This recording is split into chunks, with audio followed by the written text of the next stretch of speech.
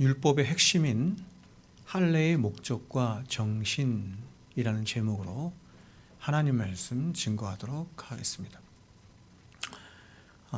이제 말씀 강해라고 하는 것이 다 그렇지만 특별히 이렇게 로마서나 갈라디아서나 에베소서나 이런 말씀들은 교리서기 때문에 이게 앞뒤 문맥이 잘 연결되지 않으면 우리가 부분적으로 말씀을 이해하는데 굉장히 좀 어려움이 있을 수 있습니다. 그래서 로마서 1장부터 계속해서 말씀을 듣지 못하신 분들이 좀 어려울 수 있는데 지난 시간 말씀을 잘 생각하시면서 오늘 말씀을 잘 들으실 수 있기를 바랍니다. 자, 우리가 지난 시간에 2장 17절이죠. 2장 17절에서 말하는 자칭 유대인이라 불리는 너. 옛날 개역 성경은 자칭 유대인이라 칭하는 너 이렇게 했어요. 자칭 유대인이라 불리는 너가 누구냐라고 하는 것을 살펴보았습니다. 여기서 자칭 유대인이라 불리는 너는 혈육적인 유대인을 말하는 것이 아니죠. 여기서 자칭 유대인이라 불리는 너는 이것입니다. 유대인처럼 율법 지킴을 자신의 의삼고 자신의 자랑 삼아 살아가는 모든 율법주의자 혹은 이 율법주의자를 이렇게 확대해서 말할 수 있는데 인본주의자를 가리켜서 유대인이라 불리는 너 이렇게 지금 사도 바울이 말하고 있다라고 제가 지난 시간에 말씀을 드렸습니다. 그러므로 유대인이라 불리는 너는 어떤 면에서 아담 안에 태어나 자신의 의를 생명처럼 여기며 살아가는 바로 우리가 앞서 로마서 1장 18절에서 보았던 불의로 진리를 막는 모든 경건치 않은 사람들을 대표해서 칭하는 말이 자칭 유대인이라 불리는 너 이렇게 말할 수 있는 것입니다. 여기서 불의로 진리를 막는 사람들이라는 말은 이것이죠. 자신의 의로 말미암아 자신의 의를 최고의 가치로 여기는 것이죠. 자신의 그 의로 말미암아 이 말은 자신의 의를 최고의 가치로 여겨서 자신의 의를 세워서 자신이 하나님처럼 되고자 하는 그래서 적극적으로 하나님의 의를 막아서고 하나님의 의를 대적하는 아담 안에 태어난 모든 사람들을 불의로 진리를 막는 사람들 이렇게 표현한 것이에요. 그래서 성경은 이러한 자칭 유대인이라 불리는 자들의 실체를 이렇게 적나라하게 성경에서 표현을 했습니다. 요한계시록 2장 9절에 지금 요한계시록 2장 9절은 초대교회 7교회 중에서 서머나 교회에게 말씀하신 것인데 이렇게 말씀해요. 내가 네 환난과 궁핍을 알거니와 실상은 네가 부요한 자니라. 자, 서머나 교회는 하나님 앞에 칭찬만 받은 교회였는데 그 교회가 어떤 교회냐면 환난과 궁핍과 또 고난과 이런 것들이 많은 교회였는데 주님께서는 그 교회를 향해서 말씀하기를 실상은 진짜는 네가 진짜 부유한 자다 이렇게 말씀하는 것입니다. 그런데 한 가지 문제가 있었는데 뒤에서 이렇게 말해요. 자칭 유대인이라 하는 자들의 비방도 알거니와. 그러니까 그 교회를 비방하고 그 교회를 대적하는 사람도 있었는데 그 사람들을 성경이 뭐라고 말하고 있냐면 자칭 유대인이라 하는 사람들이 이 서머나 교회를 비방했다 이런 것이죠. 자들의 비방도 알거니와 실상은 그들은 유대인도 아니요 사탄의 회당이라. 여기서 유대인이라고 하는 말은 교회 이런 뜻이에요. 구원받은 자들이다 이렇게 말하는 것이죠. 그러니까 어떤 사람들이 지금 서머나 교회를 향해서 막 비방을 하는데 그들은 교회도 아니고 그들은 진짜 유대인도 아니고 오히려 그들을 대적하는 사탄의 회당이다 이렇게 말하는 거예요. 또 3장 9절을 보면 이 교회도 빌라델비아 교회인데 빌라델비아 교회 역시 서머나 교회처럼 칭찬만 들었던 교회인데 주님께서 이렇게 말씀해요. 보라 사탄의 회당 똑같이 나오죠. 사탄의 회당 곧 자칭 유대인이라 하나 아파하고 똑같죠. 사탄의 회당 곧 자칭 유대인이라 하나 그렇지 아니하고 거짓말하는 자들 중에서 몇을 내게 주어 그들로 와서 내 발 앞에 절하게 하고 내가 너를 사랑하는 줄을 알게 하리라. 하나님께서 빌라델비아 교회 하나님을 사랑하시는 교회 빌라델비아 교회를 위로하고 그들을 격려하시기 위해서 하나님이 그들에게 뭔가 기적을 보여주시는데 그것이 뭐냐면 자칭 유대인이라 하는 자들 그렇죠? 사탄의 회당이라 불리는 자들 그러니까 하나님을 대적하는 자들을 말하는 것인데 그들 중에서 몇몇을 구원하여 너희 앞에 무릎 꿇게 하겠다 이렇게 말하는 거예요. 자 보세요. 사도 요한이 자칭 유대인, 다시 말해서 스스로 유대인이라 칭하는 사람을 어떤 사람이라고 말하고 있냐면 사단의 회당, 다시 말해서 사단에게 속한 자다 이렇게 말을 하는 것이죠. 여러분 아담 안에 태어난 모든 사람들은 사실은 누구에게 속한 자였어요? 사단에게 속한 자였죠. 그러니까 여러분 누가 자칭 유대인이며 사탄의 회당인가 하면 바로 이런 것입니다. 아담 안에 태어나서 자아 숭배에 여념이 없는 사람들이에요. 아담 안에 태어난 사람들의 가장 중요한 특징이 뭐냐면 자아 숭배하는 자들이에요.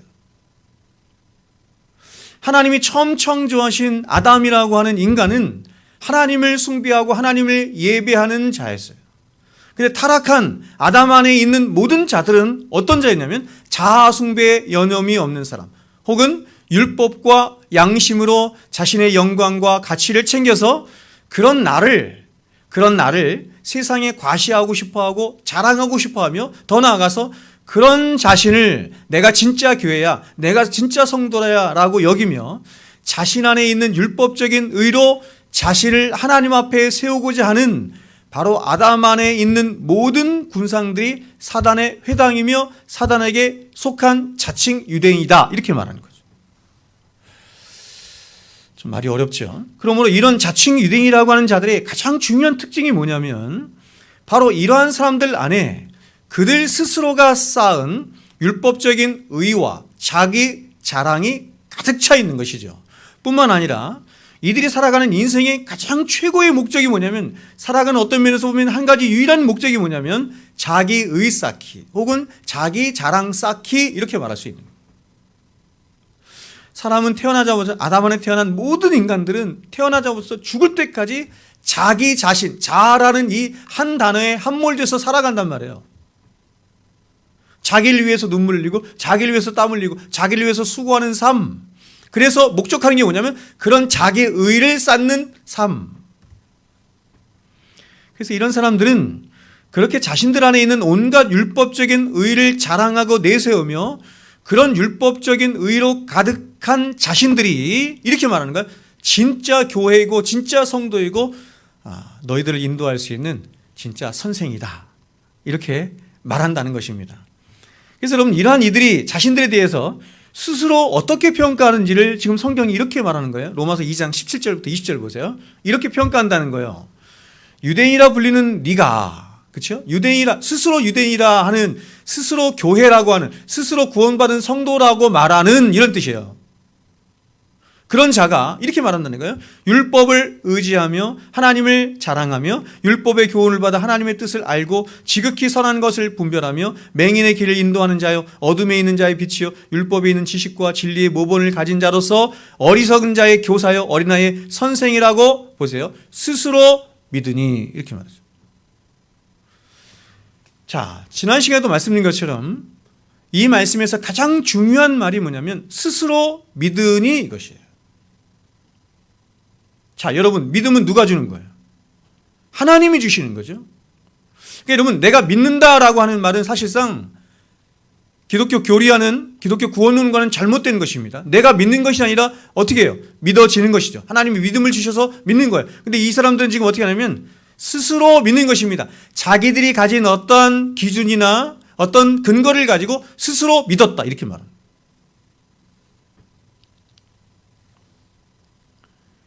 즉 이들은 이 세상의 유일한 판단자 되시고 재판관 되신 하나님이 자신을 평가하시는 그 기준과 평가를 따라서 자신의 실체를 보고 평가하지 않고 자신들이 지켜 행한 율법 지킴의 행위와 그의 근거에서 자신들 스스로에 대해서 평가하기를 자신들은 세상에서 가장 의로운 자일 뿐만 아니라 과연 무엇이 진짜 옳은 것이고 그런 것인지 평가하고 판단할 수 있는, 그래서 많은 사람들을 천국으로 인도할 수 있는 진짜 진리의 판단자이고 혹은 최고의 선생이다라고 스스로가 스스로를 그렇게 평가한다 이런 얘기예요. 자칭 유대인이라는 자들이 지금 바리새인을 얘기를 하는 거예요. 근데 이 세상의 유일한 판단자 되시고 재판관 되신 주님은 오히려 이러한 자들을 향해서 뭐라고 말씀하시며 판단하시냐면 판단하실 수 있는 분은 예수님밖에 없단 말이에요. 근데 그 주님께서 어떻게 판단하시냐면 이들을 바로 그런 너희는 너희가 스스로 자칭 유대인이라고 말할 뿐 너희는 진짜 유대인이 아니라 너희의 진짜 실체는 사단의 회당이야. 사단에 속한 자일 뿐이야. 이렇게 말한다는 거예요. 굉장히 무서운 말씀이죠. 이게 예수님께서도 마태복음 7장에서도 똑같이 말씀하신 것처럼 천국에 갔는데 사람들이 스스로 나는 구원받았어. 스스로 나는 유대인이야. 스스로 나는 교회이고 성도야 라고 했던 많은 사람들이 천국에 갔더니 이 세상의 유일한 판단자 되신 심판관, 재판관 되신 주님께서 너희는 스스로 그렇게 착각하고 생각했을 뿐 너희는 사단의 회당이었을 뿐이야. 이렇게 말한다. 그러므로 여러분 지금 이러한 이들의 가장 중요한 특징이 뭐냐면 지금 이들은 자신들이 지켜 행한 율법 지킴을 자신들이 의지할 최고의 가치로 여기고 있는 거예요.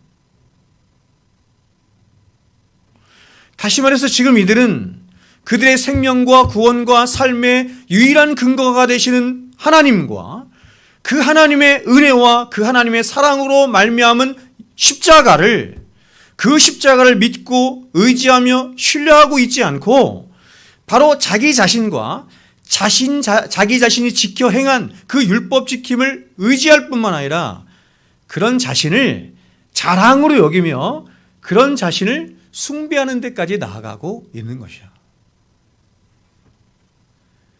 여러분 이런 사람들이 다른 누구가 아니라 예수님 당시 이런 사람들의 가장 대표가 바리새인이었는데 바리새인만 그런 게 아니라 아담 안에 태어난 모든 인간이 다 그런 거예요. 바리새인들은 우리가 앞에서 살펴보았던 것처럼 그들 스스로가 율법 지킴을 근거로 어디의 자리에까지 올라앉았냐면 모세의 자리에까지 올라앉았다 이렇게 말해요. 모세의 자리는 뭐냐면 율법의 꼭대기, 율법의 판단자 이러는 거예요. 여러분 율법의 꼭대기, 율법의 판단자는 누구만 하는 거예요? 주님만 하시는 거죠. 하나님 혹은 예수 그리스도만 하시는 거잖아요. 그런데 그 꼭대기 율법의 자리, 율법의 꼭대기 자리, 모세의 자리에 앉아서 마치 자신들이 최고의 선생들이라도 된 양 그렇게 모세처럼 혹은 하나님처럼 다른 사람들을 판단하고 정죄하며 자신들이 마치 교사요 훈도인 것처럼 그렇게 자신을 자랑을 하더라 이런 말이에요. 그게 바리새인이었어요. 실제로. 그러나 이런 이들의 율법 지킴으로 말미암은 그들의 의는 실상은 율법이 가진 정신이나 율법이 가진 목적에는 단 한 발자국도 미치지 못할 뿐만 아니라 오히려 율법의 정신, 율법이 가지고 있는 영이라고도 해요. 영 혹은 그 정신을 훼손하고 하나님의 의를, 우리를 구원하는 하나님의 의를 대적하는 나쁜 행위일 뿐인 거예요.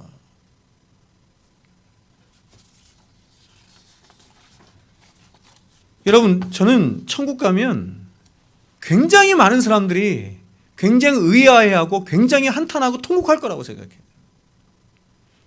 그래서 마태복음 7장에 있는 일들이 그대로 벌어질 거라고 생각해요. 많은 사람들이 하나님 앞에 와서 아마 그럴 거예요.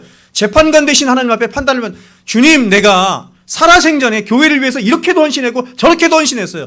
내가 가난한 사람들을 위해서 이렇게도 하고 저렇게도 했어요. 선교도 이렇게 많이 했어요. 또 어떤 사람들은 예수님께서 말씀하신 것처럼 내가 목사가 돼서 많은 사람들에게 설교도 했어요. 많은 사람들 주께로 인도하기도 했어요. 기적도 행했어요. 이랬을 거예요.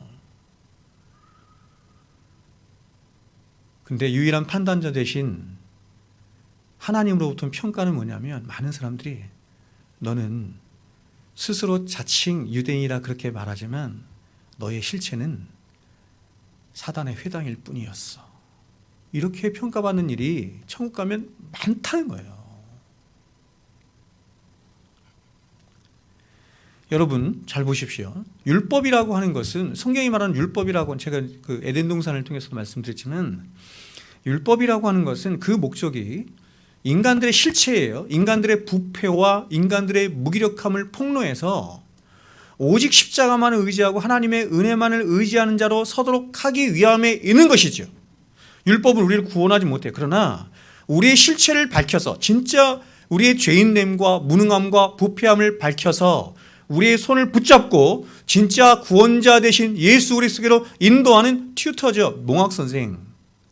그 역할을 하는 것이 율법이에요. 그런데 자칭 유대인이라고 하는 자들은 그러한 율법의 목적과 정신은 쏙 빼버린 채 오히려 그 율법을 자신들의 의삼고 자신들의 자랑을 삼기 위한 수단으로 전락시켜 버리므로 그들은 결국 하나님이 주신 그 귀한 율법을 훼손시키고 그 율법을 정면에서 대적한 자들이 된 것이죠.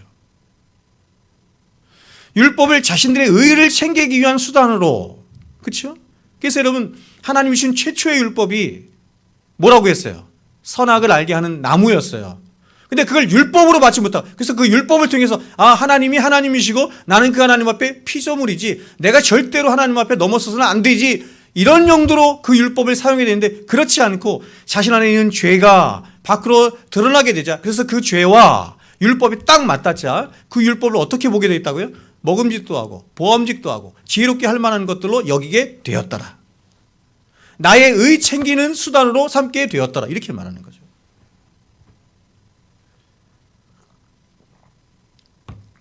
그래서 사도는 이러한 자들을 향해서 바로 너희가 진짜 하나님의 의를 도적질한 도적이고 영적으로 간음한 자들이며 하나님을 정면에서 대적한 신성 모독한 자들이야 라고 말씀하는 거예요. 자, 그것이 21절 23절에 이렇게 보세요.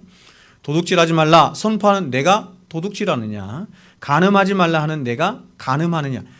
이것은 여러분 어떤 행위를 말하는 것이 아니라 그들의 나쁜 행위가 결국 도둑질하는 행위였다. 뭐를? 하나님의 은혜를 혹은 하나님의 의를, 예수의 의를 도적질하는 행위였다. 이렇게 말합니다.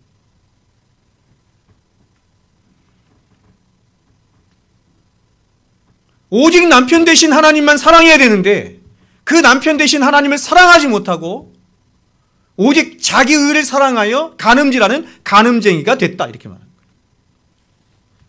우상을 가증히 여기는 내가 신전 물건을 도둑질하느냐, 율법을 자랑한 내가 율법을 범함으로 하나님을 욕되게 하느냐. 율법의 정신이 목적하는 바는 하나도 지켜 행하지 못함으로 결국 하나님이 주신 그 율법을 욕되게 하였구나. 이렇게 말합니다.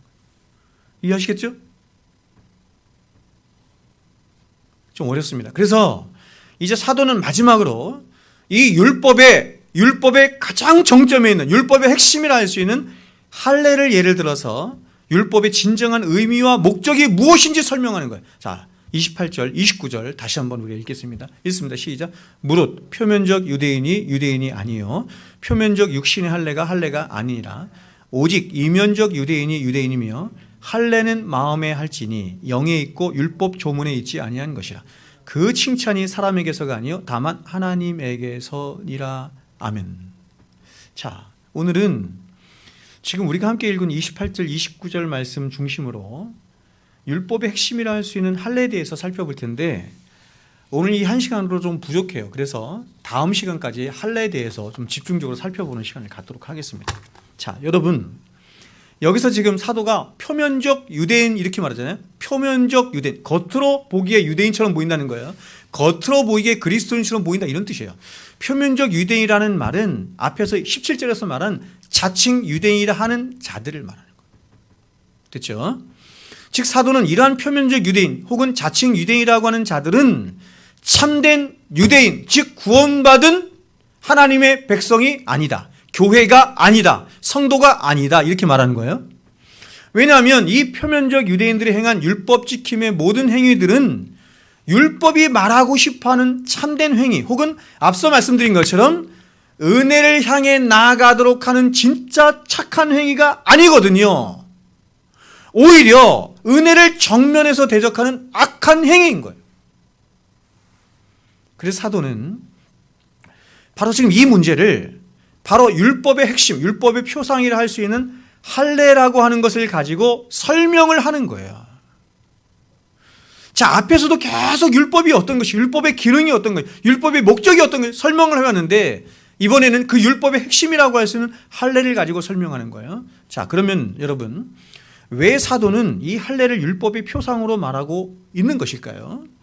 그것은 이렇습니다. 율법이라고 하는 것은 할례를 받은 하나님의 백성이라고 하는 자들에게 주어진 표이기도 하지만 더 근본적으로는 보세요. 이 할례라고 하는 의식 속에 진짜 율법 지킴의 핵심이 무엇인지 그 율법 지킴의 그 정신, 율법의 정신이 어디에 담겨 있어요? 할례에 담겨 있기 때문이에요. 자, 그러면 할례에 대해서 한번 보겠습니다. 할례를 보겠습니다. 여러분, 율법에 나와 있는 것처럼 유대인들은 난지 8일 만에, 자식이 난지 8일 만에 남자아이의 생식기의 끝을 잘라내는 할례 의식을 행했습니다. 그렇죠? 613가지 율법 중에서 제일 처음이 이거죠. 그리고 이것이 곧 자신들이 하나님의 백성이라고 하는 것을 나타내는 표다, 이렇게 여겼어요. 유대인들이 그렇게 생각했다는 거예요. 하나님 백성과 하나님 백성이 아닌 자들을 나누는 가장 중요한 표이자 시금석이 뭐냐? 할례를 행했느냐, 할례를 행하지 않았느냐. 그래서 유대인들 이외에 이방인들을 말할 때 뭐라고 말했냐면 할례 받지 못한 자들, 이렇게 말했어요. 그렇죠? 그 다윗이 누굽니까? 다윗하고 싸운 사람이 누구지? 골리앗 전쟁을 나갈 때 그 골리앗이 자신의 백성들과, 그쵸, 백성들과 자신의 나라를 막 대적하고 공격하고 모욕하는 것을 보면서 야, 할례 받지 못한 저 이방인, 이렇게 말하거든요. 그러니까 이스라엘 백성들에게 기준이 그것이 할례였어요. 자, 그러나 여러분 잘 들으십시오. 성경이 말씀하는 할례는 그런 게 아니에요. 성경이 말씀하는 할례는 하나님이 창세전 언약에 관한 모형으로 주신 거예요. 자, 이런 것 좀 어렵네요. 할례는 하나님이 창세전 언약의 성취에 관한 모형으로 주신 것이지 그 자체가 무슨 하나님의 백성이 되는 효력이 있는 것은 절대 아닙니다. 여러분, 할례가 가장 먼저 등장하는 곳이 성경 어디예요?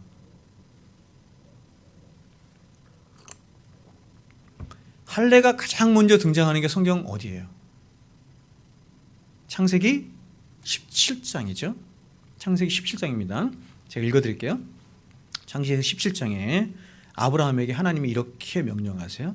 너희 중 남자는 다 할례를 받으라. 말씀을 잘 들어보세요. 이것이 나와 너희와 너희 후손 사이에 지킬 내 언약이니라. 자, 할례를 행하라고 했는데 할례를 뭐라고 했어요? 언약이니라, 이렇게 말했잖아요. 너희는 포피를 베어라. 이것이 나와 너희 사이의 언약의 표징이니라. 자, 보세요. 제가 다시 말씀드리겠지만 할례라고 하는 것을 이렇게 표징으로 하게 했어요. 그러면서 할례를 왜 하라고 했냐면 언약의 표징으로서 하라, 이렇게 말하는 거예요. 그럼 여기서 중요한 게 뭐냐면 언약이 무엇인가가 중요한 거예요. 자, 여러분 보세요.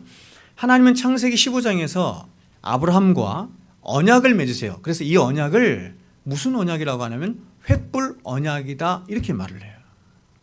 다윗과 맺은 언약은 소금 언약이다, 이렇게 말을 하죠. 시내산에서 맺은 언약을 시내산 언약, 성경은 다 언약이에요. 다 언약인데 특별히 창세기 15장에서 아브라함과 맺은 언약을 횃불 언약, 이렇게 불러요. 그러면 여러분, 그 횃불 언약의 핵심이 뭐냐면, 자, 보십시오. 원래 언약이라고 하는 것은 여러분이, 제가 많이 강조해서 말씀드리지만 그리고 많이 설교했지만 여러분이 언약을 모르면 성경을 모르는 거예요.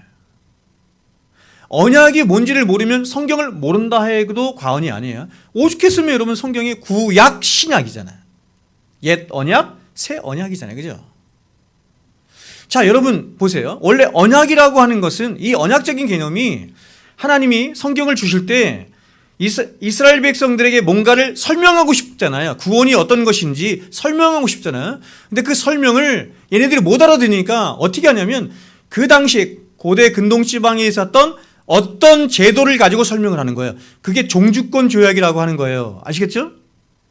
자, 여러분 원래 언약이라고 하는 것은 언약을 맺은 두 당사자가 있어요. 왕과 봉신 혹은 왕과 신하, 이런 식으로 언약을 맺어요. 그 당시에 언약을 맺은 두 당사자가 재물을 쪼개놓고, 그것이 그렇죠? 소든 양이든 비둘기든 그 재물을 이렇게 쪼개놓고, 그리고 그 재물의 피를 낭자하게 가운데 쫙 뿌립니다. 뿌린 후에 그 쪼개진 재물 사이로 지나감으로 맺는 것이 당시 고대 근동지방에 유행하던 종주권 조약이라고 불리는 언약이에요. 그래서 이 언약이라고 하는 히브리어가 베리트인데, 이 베리트가 어떤 뜻을 갖고 있냐면 쪼개지다, 이런 뜻을 갖고 있어요. 쪼개지다.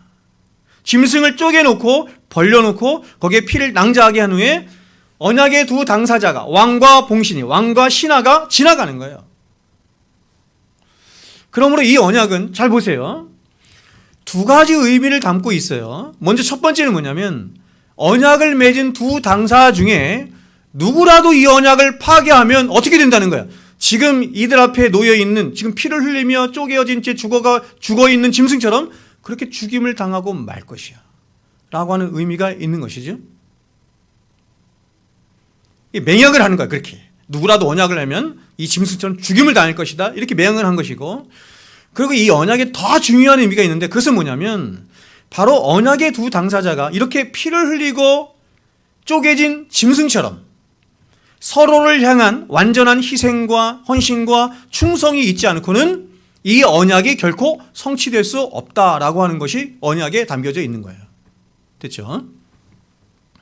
그런데 하나님과 아브라함 사이에 맺어진 횃불 언약은 행위 언약이 아니라, 행위 언약이라고 하는 것은 뭐냐면 네 행위를 따라서 내가 이렇게도 해주고 저렇게도 해줄게, 그런 행위 언약이 아니라, 이거를 당시 이 고대 근동 지방에는 두 가지 언약이 있었단 말이에요. 하나는 행위 언약이 있고 또 하나는 하사 언약이라는 게 있어요. 하사 언약은 뭐냐면 행위와 관계없이 그냥 무조건 주는 거예요. 성경에서는 이걸 무슨 언약이라고 해요?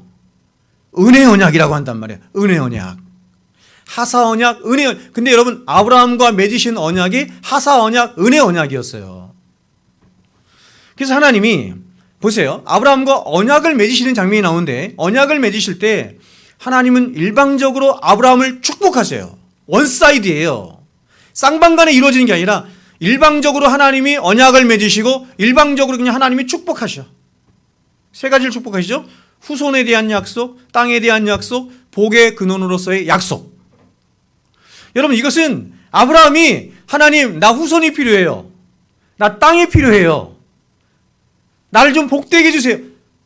이걸 요청한 것도 아니고 이런 필요를 느낀 것도 아니에요. 근데 하나님이 일방적으로 그렇게 해주신다고 약속하신 거예요.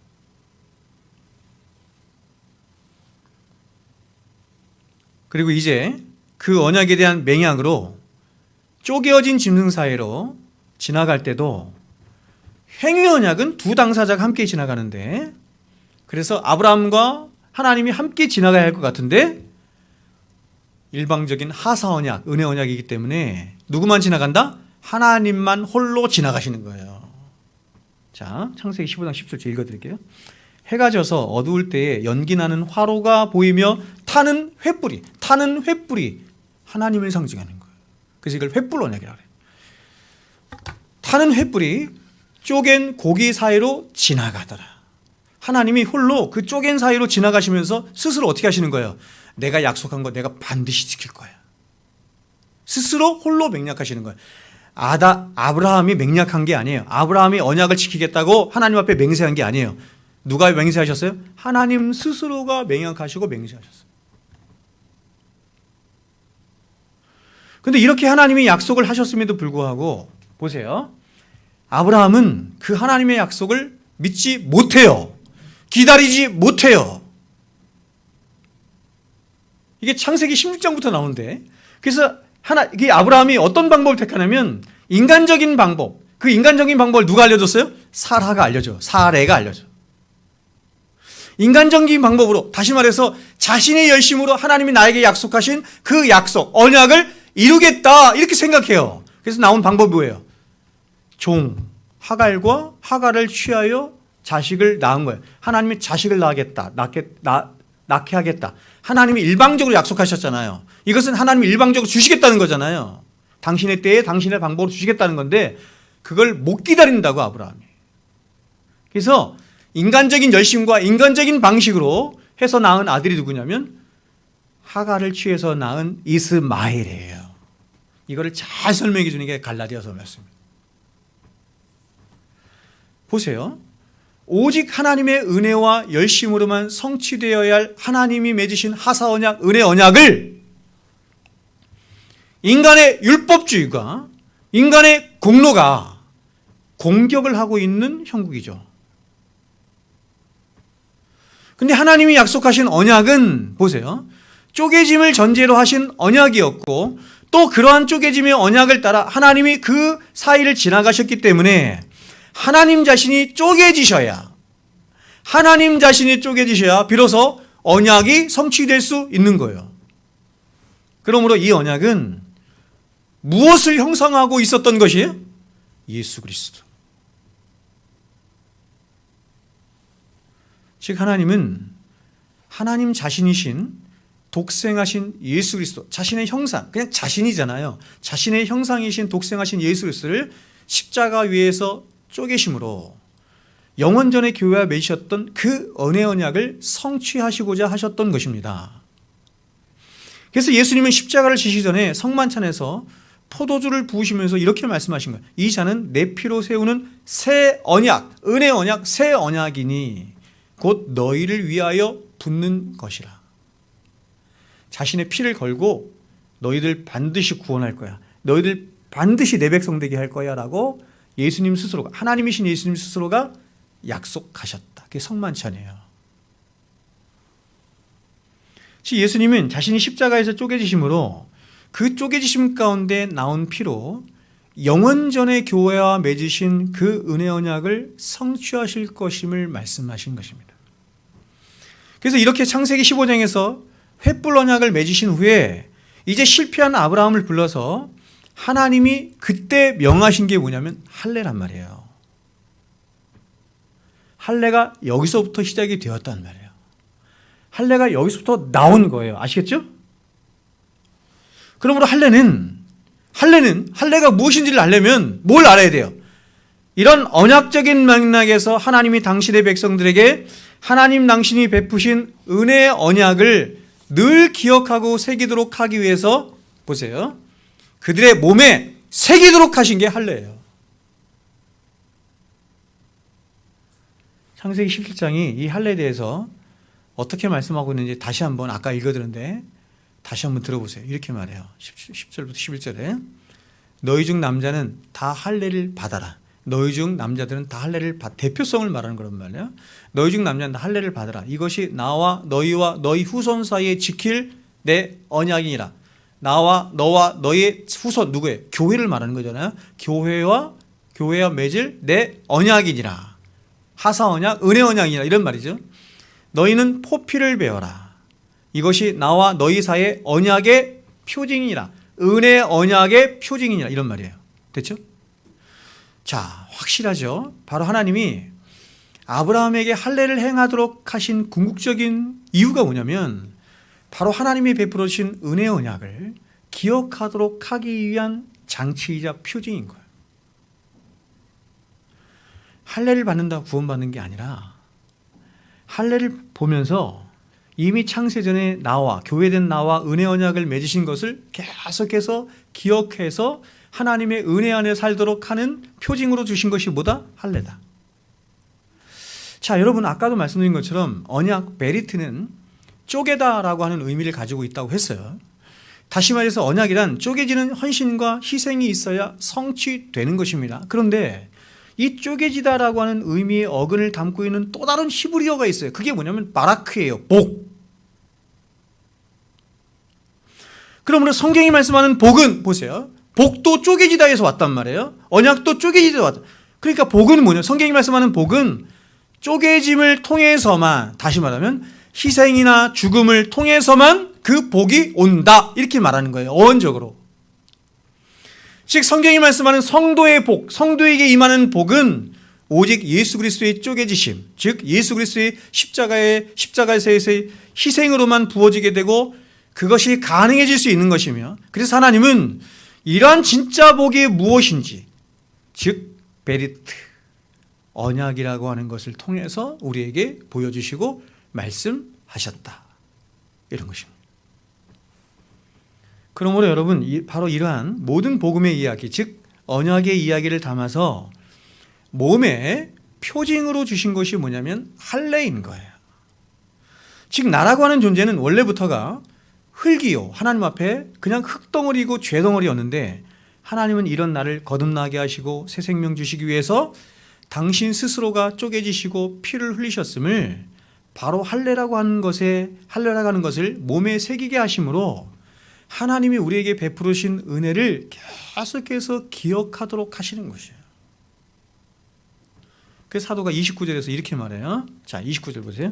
오직 이면적 유대인이 유대인이며 할례는 어디예요? 마음에 하죠. 마음에 할지니 영에 있고 율법 조문에 있지 아니한 것이라. 그 칭찬이 사람에게서가 아니요 다만 하나님에게서니라. 보세요. 할례라고 하는 것은 하나님이 스스로 쪼개지셔서 저와 여러분을 구원하시고 복되게 하신 그 구원의 장엄한 이야기 혹은 언약의 이야기를 우리 몸에 담아 새기도록 하신 것이 할례란 말이에요. 그러므로 할례라고 하는 것 자체가 어떤 구원의 효력이 있거나 구원의 능력이 있는 것이 아니라 바로 이것이죠. 나라고 하는 사람은 하나님의 은혜 언약 안에서 오직 하나님의 은혜로만 되어진 존재라는 사실을 끊임없이 마음에 새기도록 내 몸에 하나님이 표시로 주신 것이 할례다. 그러므로 보세요. 할례를 몸에 새겨서 즉 하나님의 은혜를 마음에 새겼잖아요. 할례를 마음에 새기라고 하잖아요.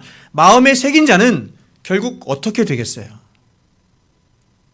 하나님의 은혜를 한번 생각했다. 이것이 아니라 할례를 몸에 새긴 것처럼 진짜 할례는 마음에 새긴다. 새기는 거예요.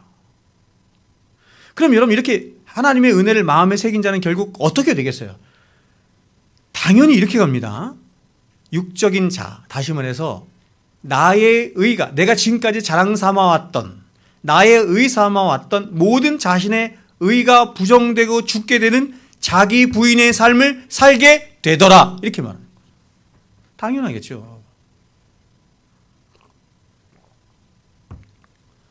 왜냐하면 그것은 할례를 통해서 나라고 하는 사람이 오직 하나님의 은혜로만 된 자라는 사실을 정말로 마음에 새긴 자라고 한다면 바로 이런 것이죠. 두 가지인데 첫 번째는 뭐냐면 나의 의라고 하는 것 평생을 그냥 자신의 의 때문에 살았잖아요. 의를 위해 살았잖아요. 평생을 그렇게 의 때문에 살았는데 그런 의를 하나님 앞에 가지고 나아갔더니 하나님 앞에서 보여지는 자기 의라고 하는 것이 하나님의 은혜 안에서 본 자기 의라고 하는 것이 이사야 선지자가 얘기했던 것처럼 얼마나 더러운 옷과 같은 것인지를 비로소 보게 되죠. 그러니까 지금까지는 자신의 의를 위해서 살아왔지만 자신의 의가 얼마나 하나님 앞에 더러운 옷과 같이 너무나 분명하게 그 실체가 드러나므로 앞으로 자신의 의를 위하여 살고 싶어요? 안 살고 싶어요? 안 살고 싶은 것이죠. 더 나아가서 그런 나의 의가 얼마나 하나님을 욕되게 하는 것인지를 알죠. 여러분 우리가 은혜로만 사느냐 그렇지 않고 이것저것 섞인 채 사느냐라고 하는 것은 그냥 간단한 문제가 아니에요. 은혜로 살지 않은 모든 것을 성경이 죄라고 해요. 죄, 하마르티아라고 하는 말은 어떤 뜻이냐면 관역에 명중하다 이런 뜻이란 말이에요. 그럼 하나님이 우리를 창조하신 창조의 목적이 뭐냐면 하나님의 영광이라고 하는 관역에 다 맞추면서 살도록 하나님이 우리를 그렇게 창조하셨다. 이 말은 뭐냐면 하나님의 영광을 명중한다 이런 뜻이 뭐냐면 저와 여러분의 모든 존재는 오직 하나님의 은혜로만 되어졌거든요. 그래서 그 하나님의 은혜로만 되어진 것을 알고 깨달아서 그 하나님의 은혜 안에서만 살 때 하나님의 영광에 명중된다 이런 뜻이다. 그러므로 여러분 하나님의 은혜를 알지 못한 채 다른 율법주의적인 것들과 섞여서 사는 것을 다 죄라고 해요.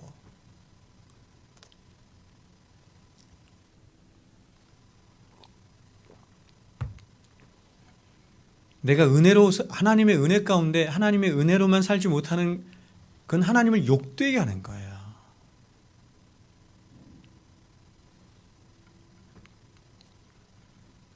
자, 여러분 할례 보세요. 할례는 인간의 생식기가 남자에게 있는 인간의 생식기가 보세요. 배어지는 거잖아요. 그렇죠? 인간의 생식기가 배어져요. 이 표징이란 말이야. 이 말은 뭐냐면 할례는 그렇게 인간의 자연적인 생식 능력이 배어졌다 이런 뜻이란 말이야. 인간의 자연적인 생산 능력이 배어진 상태, 즉 나 자신으로서는 어떠한 생명도 이뤄낼 수 없다 이렇게 말하는 거죠. 하나님이 할례를 행하도록 하신 것은 뭐냐면 사람이 그렇죠? 사람의 남자의 생식기를 통해서 생명의 원천이 나오잖아요. 그렇죠? 근데 베어졌다라고 하는 것은 그런 걸 통해서는 진짜 생명이 나올 수 없다. 이게 형상화해서 하나님 그렇게 말씀하신 거란 말이에요. 그러므로 할례는 가장 먼저 나라고 하는 자는 죽은 자라는 사실을 말하는 거예요. 그러면 이렇게 죽은 상태에서 새로운 생명이 탄생한다면 그것은 누구의 작품이겠어요? 하나님의 작품이죠. 하나님의 은혜의 작품.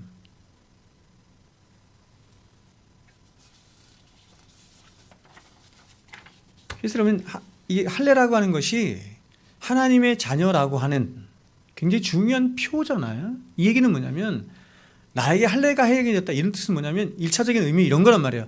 하나님, 나는 하나님 앞에서 죽은 자입니다 이런 뜻이란 말이에요. 그래서 하나님은 아브라함에게 가장 먼저 할례를 행하도록 하신 것이고 이것을 확인시켜 주시기 위해서 보세요. 이것을 확인시켜 주시기 위해서 하나님이 취하신 게 뭐예요? 100세가 다 되어서 마른 장작이 다 될 때까지 아브라함에게 자손을 주시지 않은 거예요. 남자가 100세가 되면 자식을 낳을 수 있어요, 없어요? 90도 못 낳아요. 근데 100세가 될 때까지 하나님이 기다리신 거예요, 일부러. 자연적인 생산 능력으로는 자식을 낳을 수 없다, 생명이 나아질 수 없다는 것을 하나님이 기다리신 거예요. 그리고 이제 완전히 생식 능력을 상실한 100세 된 아브라함에게 하나님은 비로소 뭘 주세요? 당신이 약속하신 자손 이삭을 주시잖아요. 여러분, 인간의 모든 노력, 공로, 인간의 열심, 인간의 어떤 다 기각됐잖아요. 자식을 낳을 수 없어. 근데 자식이 낳아졌네? 이삭이. 그럼 그 이삭은 누가 낳았어요? 하나님이 낳으신 걸 어떻게 알아요? 약속하셨잖아요. 하나님이 자식 주신다고. 아무것도 안 남았어요. 자식이 낳을 수 있는 거 아무것도 없어. 뭐만 남았어요? 하나님의 말씀만 약속의 말씀만 남았잖아요. 그래서 여러분, 이삭은 하나님의 언약으로 말미암아 주신 하나님의 은혜의 작품이라고 하는 것을 성경이 말하고 있는 거예요. 그러므로 이 할례를 통해서 하나님의 은혜를 마음에 새긴 자는 반드시 어떻게 산다? 자기 부인의 삶을 살게 된다. 그분만 흥하시고 나는 쇠하는 삶이 나의 인생의 목적이 되어서 살게 되더라. 이렇게 말합니다. 그래서 여러분, 이 할례가 신약으로 오면서 뭘로 바뀌냐? 세례로 바뀌는 거예요. 여러분, 세례는 물에 잠기는 거죠. 세례는 물에 잠겨요. 그렇죠? 침례교는 이제 완전히 목욕탕에서 물에 잠기지만 우리는 기념으로 합니다. 그래서 성부, 성자, 성령으로 이렇게 세례를 하지 않습니까? 세례, 밥티조라고 하는 말은 어떤 뜻이냐면 물에 빠져 죽다 이런 뜻이에요. 물에 빠져 잠기다 이런 뜻이에요. 그리고 다시 물로 상징되는 성령으로 어떻게 해요? 거듭나죠. 그래서 물에 빠졌다가 다시 위로 올라오는 거예요. 여기서 물에 빠져 죽는다는 말은 이런 것입니다. 이전에 하던 나의 모든 추악하고 더러운 죄악들을 이제 나는 다 벗어버리게 되었고 하지 않게 되었다 이런 말이 아니라, 여러분 세례 받으면 그렇게 되든가요? 아니에요. 그런 의미가 아니라 이런 뜻이란 말이에요. 오히려 나라고 하는 존재는 그렇게 죄 가운데 죽어 있던 추악하고 더러운 존재라는 사실을 나는 물, 성령 안에서 알게 되고 깨닫게 되었습니다. 그래서 이런 나를 다시 살리신 예수 그리스도의 은혜만으로 다시 올라오는 것, 성령 안에서 올라와 거듭나게 되는 것, 다시 사는 것, 그것이 세례예요. 그래서 여러분, 물 세례는 누가 받는 거냐면 성령 세례를 받은 자만이 물 세례를 받는 거예요. 나에게 되면 주는 게 아니라 진짜 회심한 흔적이 있어서 이런 것이죠. 그러니까 물 세례는 어떤 표정이냐면 나는 성령 세례를 통해서 완전히 성령에 잠겨서 나의 옛 자아는 죽고 나는 완전히 하나님 앞에 이제는 발가벗겨진 채 나라고 하는 존재는 하나님 앞에 그저 흙이요 죄의 덩어리일 뿐입니다. 나는 오직 하나님의 은혜로만 살겠습니다라고 다짐하며 성도들에게 선포하는 자리가 물 세례의 자리인 것이죠. 그러니까 여러분, 군대에서 진중세례 이런 거 하잖아요. 사람들 수백 명 모아놓고 그런 거 하면 된다 안 된다? 안 돼요, 여러분. 세례를 함부로 남용하면 안 되는 거예요. 또 캐톨릭이나 이런 데처럼 세례를 구원받은 사람의 표징으로 말하는 것도 잘못하는 거예요. 그 사람들은 세례 받으면 진짜 구원받았다고 여깁니다. 자, 말씀을 맺도록 하겠습니다. 오늘 제가 할례에 대해서 여러분에게 말씀드렸는데, 이 할례를 다음 시간에 좀 더 여러분에게 말씀을 드릴 거예요. 그리고 이제 이 말씀을 다음에 이제 로마서를 좀 마치고, 제가 지금 교회론이 급하기 때문에 교회론을 8월 달부터 쭉 설교를 하고 끝나면 다시 로마서를 하도록 하겠습니다. 자, 말씀 맺습니다. 자, 여러분은 여러분 자신을 누구라고 생각하십니까? 제가 목회를 하면서 굉장히 놀라운 것 중에 하나가 뭐냐면, 많은 사람들을 만나, 밖에서도 제가 설교를 하잖아요. 많은 그리스도인이라고 하는 사람들을 만나면서 자신이 칼빈이 말한 전적인 부패한 자요, 전적으로 무능한 자라는 사실을 인정하는 사람이 많지 않다는 걸 알았어요. 근데 그런 사람들이 교회에 수두룩 빽빽이 많아요.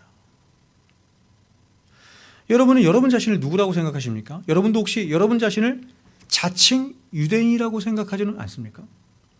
나는 다른 사람보다 뭔가 나은 것이 있으며 뭔가 다른 것이 있어서 충분히 나는 선생도 될 수 있고 훈도도 될 수 있다라고 여기는 않습니까? 바리새인처럼. 최근 미국에서 교인들을 대상으로 한 설문조사를 했어요. 그 질문은 두 가지였습니다. 보십시오. 먼저 한 가지는 이런 질문이었어요.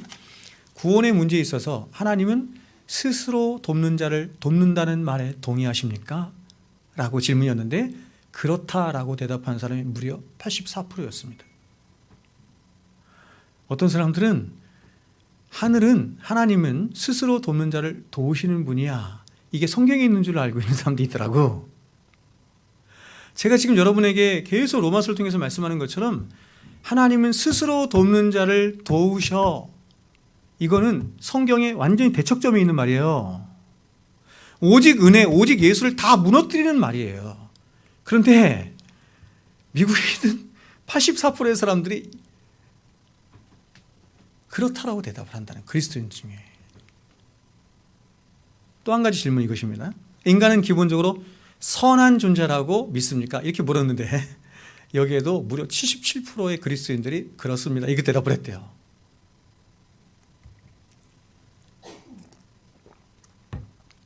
여러분, 저는 이 정도인 줄 몰랐는데, 제가 나가서 사람들을 만나보고 상담도 해보고 또 복음도 전해보고 많이 해보니 이 정도는 모르겠는데 정말 많은 사람들이 이렇게 알고 있더라고요.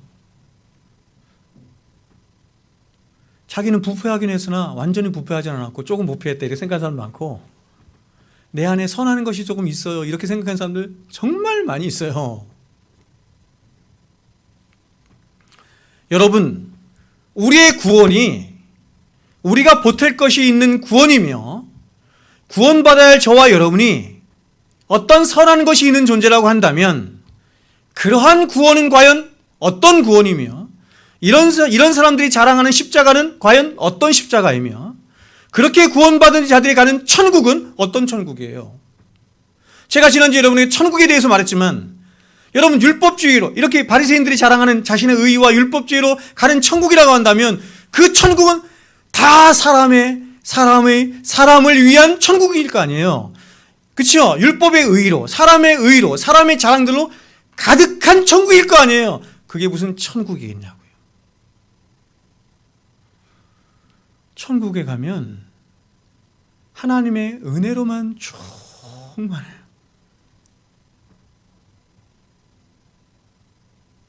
우리가 자랑할 것 단 일로도 그 천국에 들어갈 수 없어요. 제가 말씀드린 것처럼 요한계시록 4장 5장에서 예배 드릴 때 24장로, 교회로 대표되는 24장로, 그러니까 교회들이, 저와 여러분이 그렇게 한다는 거예요.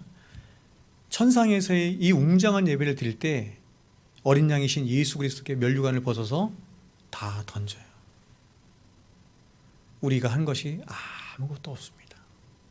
우리는 그저 피조물이요 죄인이었을 뿐인데, 오직 예수 그리스도 당신의 은혜와 그 십자가로 말미암은 은혜로만 우리가 구원받았습니다. 모든 것이 다 하나님의 은혜일 뿐입니다. 나의 나된 것이 다 하나님의 은혜일 뿐입니다. 그래서 면류관을 받았는데 이 면류관을 감당하지 못해요. 내가 어떻게 이 면류관을 받습니까? 그래서 면류관을 벗어서 다시 그 어린 양께 던진단 말이에요. 이게 기독교예요, 여러분. 제가 늘 설교 맨날 은혜로 끝나죠? 왜냐하면 이게 기독교이기 때문에 그래요. 그리고 어디 성경을 어디를 펴도 다 성경은 다 예수 얘기만 하고 은혜 얘기만 하거든. 은혜가 오늘날 많이 왜곡돼서 그렇지. 여러분, 저는 그 은혜로만 충만하고 은혜로만 가득한, 예수님의 은혜로만 가득한 그 천국 가고 싶어.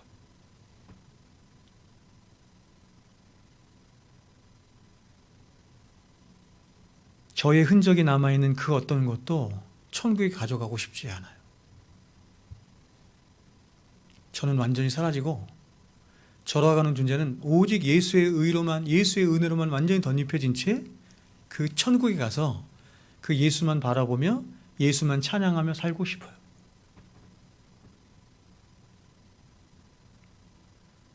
여러분, 누가 그렇게 할 수 있다는 것입니까?